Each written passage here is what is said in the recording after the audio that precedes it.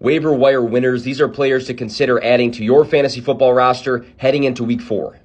The highlight for all suggestions is going to be to go and grab Devon Achane, the rookie running back for the Miami Dolphins, who rushed 18 times for 203 rushing yards, 2 rushing touchdowns, had 4 catches for 30 yards, and 2 receiving touchdowns. 4 total touchdowns, 51.3 fantasy points.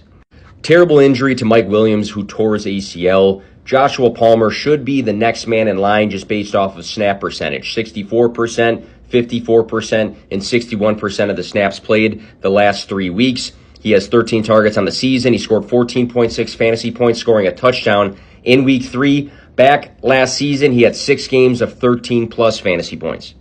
You could also take your shot on rookie first-round draft pick Quentin Johnston, but he has yet to play above 27% of the snaps, so it seems like he might be a guy you would add just to stash for now.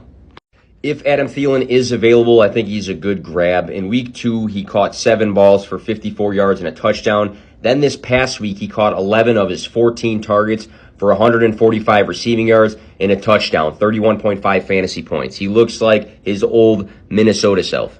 If Thielen's not available and you want a piece of this Panthers offense, Chark just went 4 catches for 86 yards on 11 targets in week 3. That's 21.5 yards per catch, which kind of aligns to what this guy's upside has been throughout his career when healthy. Elijah Moore has been targeted 9 times in back-to-back games. I think there's plenty of opportunity to be fantasy relevant, attached to Deshaun Watson as the number 2 in this offense, and we've seen what he did his rookie season.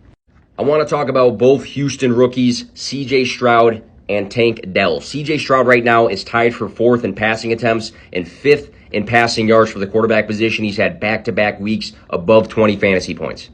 Tank Dell caught 7 balls for 72 yards and a touchdown on 10 targets in week 2. Then in week 3, he caught 5 passes for 145 receiving yards and a touchdown on 7 targets. Back-to-back weeks over 20 fantasy points for him as well.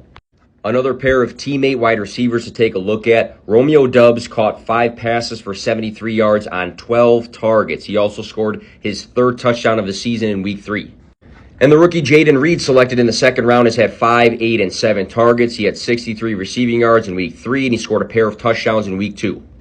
I think Marvin Muss Jr. is a good stash right now. His role will continue to grow. He caught 2 passes for 113 receiving yards and a touchdown in week 2. In week 3, he caught 3 passes for 73 yards on 5 targets. He's had 20.3 and 16.6 yards per catch the last 2 weeks.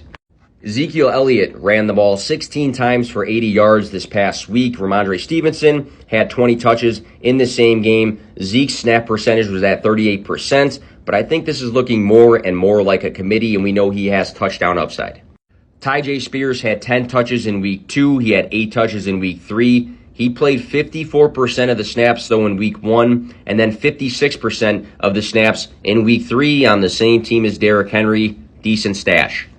If you're desperate for a running back, Matt Breida played 82% of the snaps in the absence of Saquon Barkley. He had only 7 touches. It was a bad game for the Giants in general, but he did score.